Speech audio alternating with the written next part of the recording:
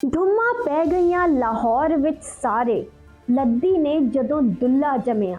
ਮੇਰੇ ਮੌਲਾ ਤੇਰੇ ਰੰਗ ਨੇ ਨਿਆਰੇ, ਪਿੰਡਾਂ ਦੇ ਵਿੱਚ ਗੱਲਾਂ ਹੁੰਦੀਆਂ। ਦੁੱਲਾ ਪੁੱਤ ਫਰੀਦ ਦਾ ਲੱਦੀ ਘਰ ਜਾਇਆ, ਅੱਲਾ ਸਾਂਦਲ ਬਾਰ ਦਾ ਮੁੜ ਭਾਗ ਜਗਾਇਆ। ਮੇਰੇ ਮੌਲਾ ਤੇਰੇ ਰੰਗ ਨੇ ਨਿਆਰੇ, ਪਿੰਡਾਂ ਦੇ ਵਿੱਚ ਗੱਲਾਂ ਹੁੰਦੀਆਂ। लद्दी ने जदों दुल्ला जमिया। नाजरीन गरामी, मैं हूँ मोमिन आली और आप देख रहे हैं 12 न्यूज़। मैंने आज की वीडियो के लिए अहद मुगलिया से पंजाब की धरती के ऐसे सूरमा और मर्द आहन का इंतखाब किया है कि जिसने 15 साल तक मुगल आज़म यानी शहनशाह जलालुद्दीन अकबर की नींदें हराम कर रखी थी। इस मर्द मैदान को तारीख़ पंजाब रॉबिन हुड के नाम से भी जानती है। जी हाँ नाजरीन, मैं आज आपको दुल्ला भट्टी की मुख्तसर दास्तान सुनाऊंगी। नाजरीन गरामी, अगर हम दुनिया के बादशाहों की तारीख और अमूरे जहां बानी का मुताले करें तो ये बात आया होती है कि ये लोग हवस इक़्तिदार और हवस दवाम इक़्तिदार के लिए ना सिर्फ अपने अहले खाना की गर्दन जनी जायज़ समझते थे, बल्कि अपने दरबार शाही के झूठे वक़ार की खातिर दीन और मजहब को भी अपनी मर्जी के मुताबिक ढालने की कोशिश करते थे। और अगर कोई उनकी सल्तनत में उनके निज़ाम से इख्तलाफ करे या उनके खिलाफ बगावत करे तो उसकी सज़ा सिर्फ और सिर्फ मौत ही मुकर्रर की जाती थी। मोअज़्ज़ज़ ख़वातीनो हज़रात, जलालुद्दीन मोहम्मद अकबर अहद मुगलिया का तीसरा बादशाह था, जिसको मुगलों के ख़ानदान में अनपढ़ बादशाह के लक़ब से याद किया जाता है। लेकिन मकाम हैरत ये है कि उसके बावजूद उसके अमूरे जहां बानी की बदौलत उसे मुग़ल आज़म का खिताब भी दिया जाता है। नाजरीन, मुग़ल अगरचे मुसलमान थे, लेकिन हिंदुस्तान में हिंदुओं की अक्सरियत की वजह से अकबर ने महसूस किया कि किसी तरीके से हिंदू आबादी को अपने साथ मिलाया जा सके। चुनाचे उसने अपने दरबारी उलमा, फैजी और मुल्ला दो प्याजा को हुक्म दिया कि कोई ऐसा दीन तश्कील किया जाए जिसकी रूह से ना सिर्फ हिंदू और मुसलमान एक दूसरे के करीब आ सके, बल्कि बादशाह खुद हिंदू खानदान में शादियां भी कर सके। बस हिंदुइज्म और इस्लाम के मुश्तरका मगलूबे से एक और दीन बनाने की कोशिश करते हुए दीन इलाही को मुतारिफ करवाया गया। अकबर ने शाही हुक्मनामा जारी किया कि अब दीन इलाही को ही सल्तनत का मजहब समझा जाएगा, जिस पर पिंडी भटिया के एक रईस सांदल भट्टी, जिसकी जायदाद 32 गांव पर मुश्तमिल थी, उसने बगावत करते हुए ऐलान कर दिया कि वो इस दीन को मानने से इनकार करता है। सांदल भट्टी, जो कि हाफिज कुरान और दीनदार इंसान था, कि ये जुर्रत हजूर शाही में गुस्ताखी से ताबीर की गई और अकबर ने उसे सल्तनत का बागी कहते हुए उसका सर कलम करने का हुक्म दे दिया और उस शहीद का जस्द खाकी बोरी में बंद करके उसके गांव रवाना कर दिया गया। तो वालिद का ये अंजाम जब उसके बेटे फरीद भट्टी के इल्म में आया तो उसने कहा कि वो मुगलों का ये जुल्म कतन फरामोश नहीं कर पाएगा।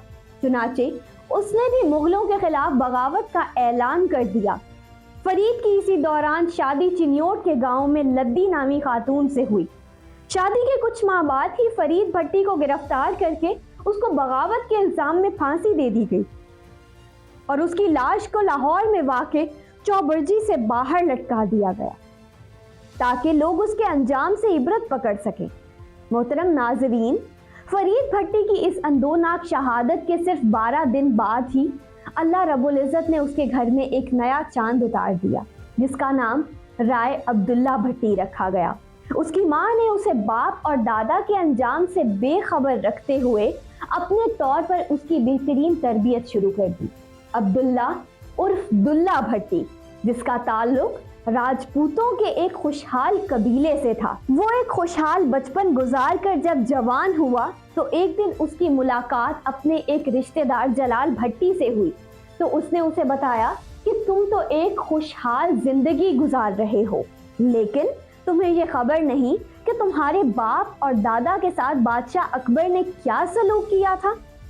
बाप दादा के साथ होने वाले अंदोनाक वाक़े को जानकर दुल्ला भट्टी की आंखों में खून उतर आया और यूं उसने अपने बाप दादा का बदला लेने की ठान ली।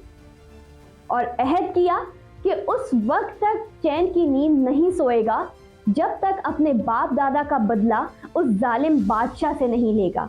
नाज़रीन गरामी, दुल्ला भट्टी के रोज़ो शब अब इसी फिक्र में गुजरते थे कि किसी तरह वो अकबर की तरफ अपनी सरगर्मियों का आगाज करे।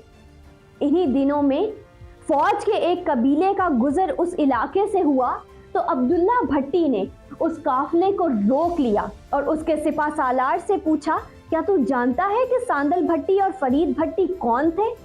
तो सिपा सालार ने जवाब दिया, हाँ मैं जानता हूँ, वो दोनों शाही सल्तनत के बागी थे और दुश्मन थे, लिहाजा मैंने ही उन दोनों को कत्ल कर दिया। ये सुनकर दुल्ला भट्टी ने उसकी तलवार छीनकर उसे कत्ल कर दिया।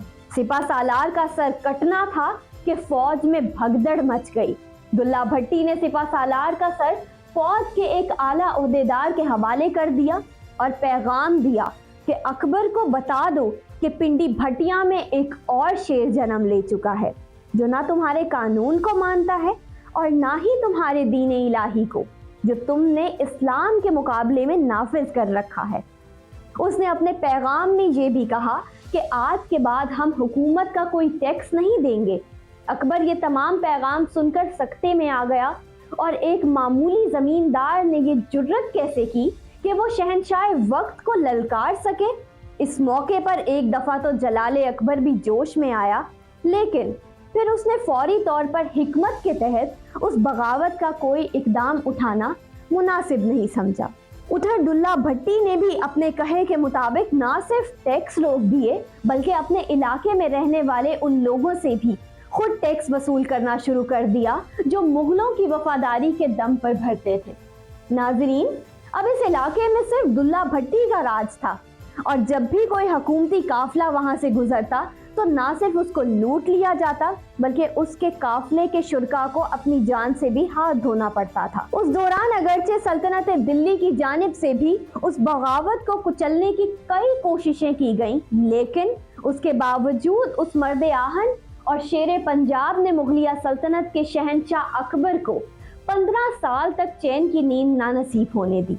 हत्ता के एक ऐसा वक्त भी आया कि अकबर को अपना दारुल हुकूमत दिल्ली से तब्दील करके लाहौर लाना पड़ा ताकि वो करीब रहकर दुल्ला भट्टी की सरगर्मियों को रोक सके।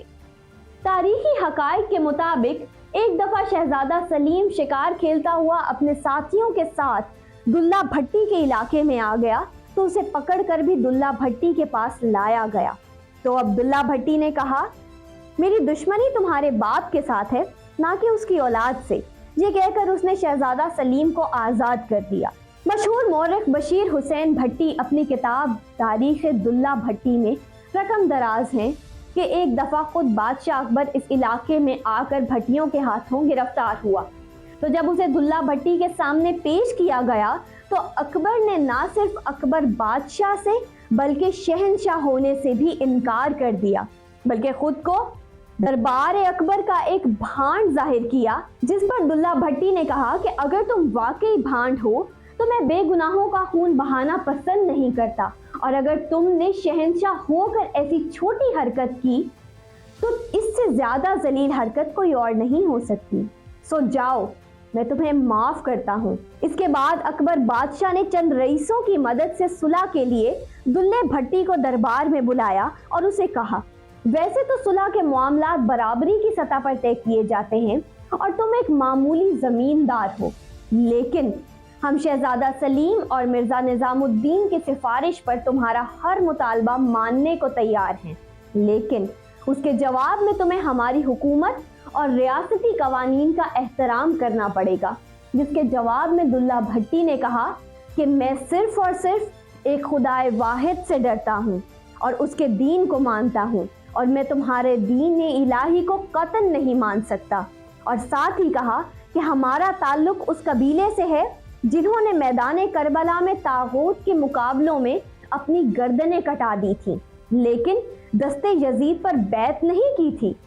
जिस पर अकबर ने कहा कि वो हक और बातिल की जंग थी, तो दुल्ला भट्टी ने जवाब दिया कि ये जालिम और मजलूम की जंग है, जिस पर उसको गिरफ्तार करके उस पर मुकदमा चलाने का हुक्म दिया गया।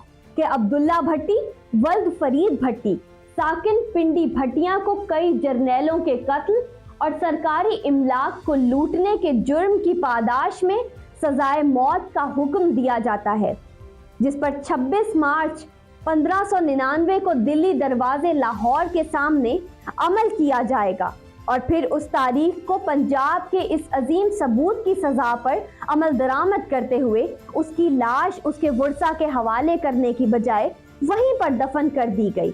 और यूं दुल्ले भट्टी की 15 साल पर मुहित ये तहरीक अपने अंजाम को पहुंची। दुल्ला जम्मन वालिए जमे आए तू लोहे दी लठ, जा विच लाहौरे वेख ले मुगलां दे शीश महल, ना लइए दुल्ले राठ दा ओ अज भी जानदे हल। नाजरीन, ये थी पंजाब के बहादुर दुल्ले भट्टी की कहानी। इसी तरीके की मजीद इंफॉर्मेटिव वीडियोस देखने के लिए देखते रहिए 12 न्यूज़।